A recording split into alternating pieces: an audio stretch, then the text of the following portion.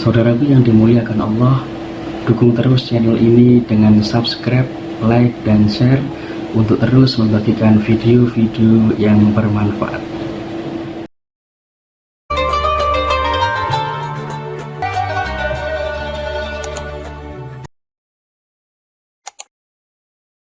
Coba kita renungkan, kalau dalam hidup kita selama ini kita punya masalah, sepertinya kita masih kurang baik.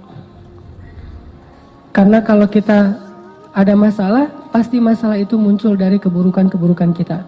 Bisa keburukan hari ini, bisa keburukan kita yang di masa lalu. Nggak mungkin karena kebaikan, pasti keburukan. Keburukan hari ini atau keburukan kita di masa lalu.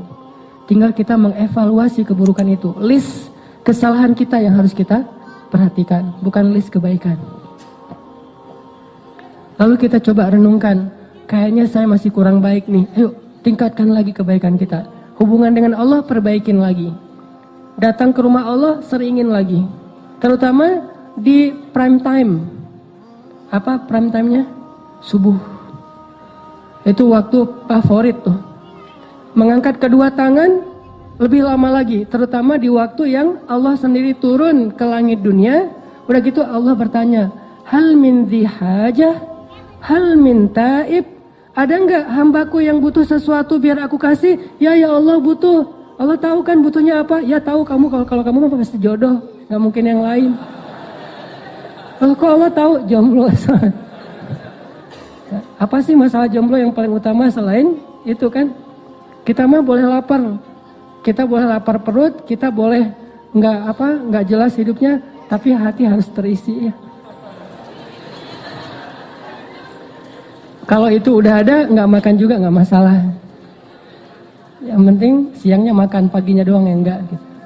Nah ini teman-teman artinya kita coba perbaiki lagi hubungan kita dengan Allah, dan jangan pernah ragu bahwa hubungan kita kalau semakin baik dengan Allah, hidup kita susah itu nggak ada pasangannya kayak gitu tuh nggak.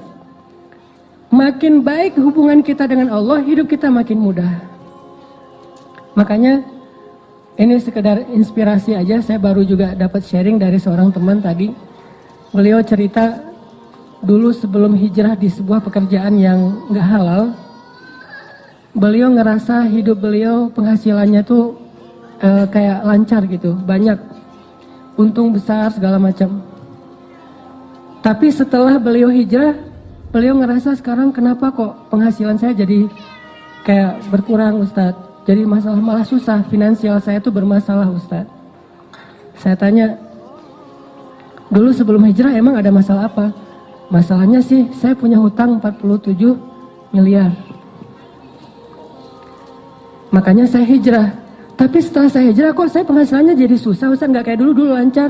Saya balik tanya, memangnya dulu Bapak bagaimana disebut penghasilan lancar sementara hutangnya 47 miliar? Itu bukan penghasilan lancar, itu bukan rezeki, itu bukan keberlimpahan, itu minus 47 miliar. Sejak hijrah beliau ngerasa penghasilannya susah. Enggak, justru sejak hijrah penghasilan beliau mungkin nggak bertambah, tapi minusnya nahan segitu aja, jangan nambah lagi gitu. Pelan-pelan berkurang minusnya. Jadi misalnya 20 miliar, 10 miliar. Dan ini uang semua ini. Saya juga kaget, 47 miliar. Langsung berhitung gitu. Beli kerupuk berapa misalnya, beli bakso. Lumayan banyak kan ya. Orang sering salah paham. Dia ngerasa bahwa dulu sebelum hijrah lancar. Padahal nggak lancar penghasilannya, lancar hutangnya. Setelah berhijrah mungkin seret gitu. Tapi hutangnya juga seret, penghasilannya Allah akan perbaiki secara bertahap.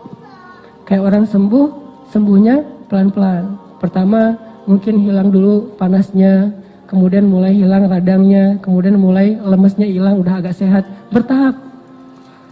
Artinya teman-teman nggak mungkin bersilangan. Sehingga kita coba belajar yakin. Wa may yattaqillah, pasti yaj'al lahu makhraja. Jadi kalau kita berbuat baik, gak usah khawatir, kebaikan kita tuh gak bakalan sia-sia, gak bakalan.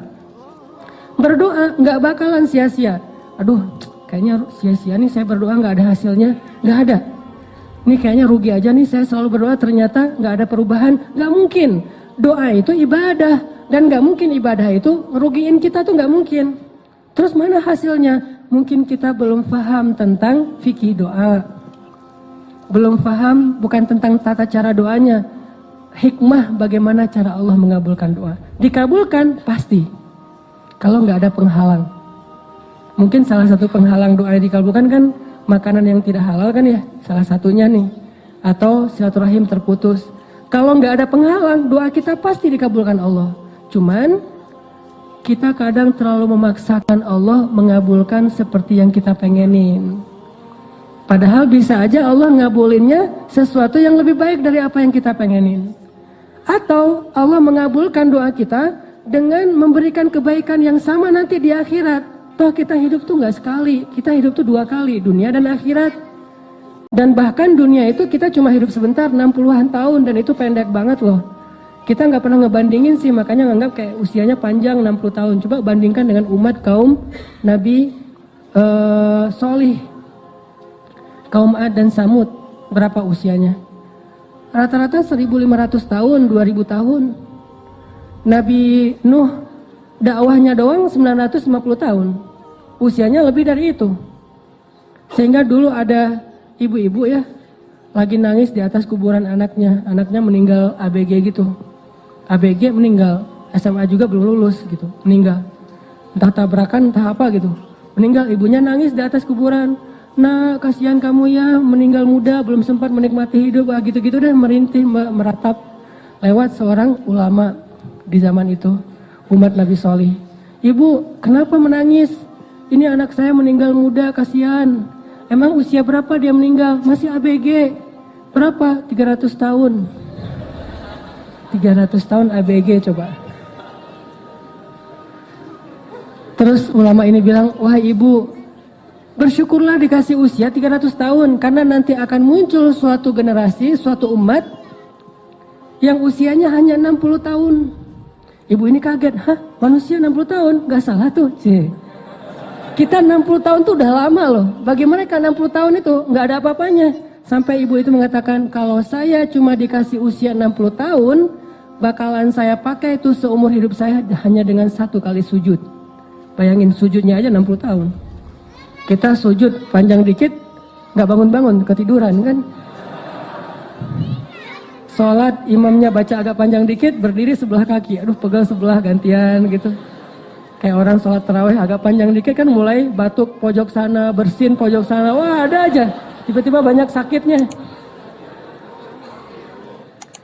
Umat Nabi Solih ibadahnya sujudnya doang 60 tahun. Bahkan Allah menciptakan malaikat setiap hari khusus tugasnya untuk sujud pada Allah. Jadi diciptain langsung sujud dan tidak bangkit dari sujudnya sampai hari kiamat. Berapa jumlahnya? Sehari 70.000 malaikat. Setiap hari Allah menciptakan 70.000 malaikat yang tugasnya itu untuk sujud, memenuhi Baitul Ma'mur, memenuhi langit dunia. Sehingga Baitul Ma'mur itu kata Nabi sesek luar biasa. Saking seseknya, seandainya Baitul Ma'mur itu retak gara-gara dipenuhi malaikat, maka retakan dari Baitul Ma'mur itu akan jatuh ke atas Ka'bah tepat. Penuh dengan para malaikat. Bayangin sehari 70.000. Dan satu malaikat itu ukurannya lebih besar daripada bumi. Bumi di hadapan para malaikat kayak bola kayak bola pingpong kali. Jibril doang. Satu Jibril ketika menyampaikan wahyu kepada Rasulullah, itu kan Jibril dengan wujud aslinya tuh. Kemana Nabi ngelihat ke langit itu ada wajah Jibril. Di situ Jibril, semuanya dipenuhi oleh Jibril. Nabi lari, dipanggil sama Jibril, ya Muhammad, jangan lari, saya Jibril, kamu Rasulullah. Nabi takut karena gak kenal sama Jibril. Tiba-tiba di follow gitu kan sama Jibril. Wah ini siapa nih followersnya? Ngeri lagi followersnya, Jibril. Bayangin Allah menciptakan 70.000 malaikat yang tugasnya cuma untuk sujud. Jadi artinya kita hidup itu nggak cuma di dunia, kita hidup 2 kali, dunia dan akhirat. Dan adegan kehidupan akhirat yang kita tahu itu terlalu disingkat oleh kita. Padahal satu ayat itu kalau dibedah bisa sampai 100 bahkan 1000 tahun. Ada banyak sekali adegan-adegan di akhirat yang kita jarang memikirkannya. Dan adegan itu pasti akan kita lalui, kita jalani. Sehingga kalau doa kita nggak dikabulkan di dunia, nggak masalah, tetap kebaikan. Nanti kita dapatkan ketika di padang mahsyar. Misalnya, ya Allah, mudah-mudahan saya bisa punya kendaraan.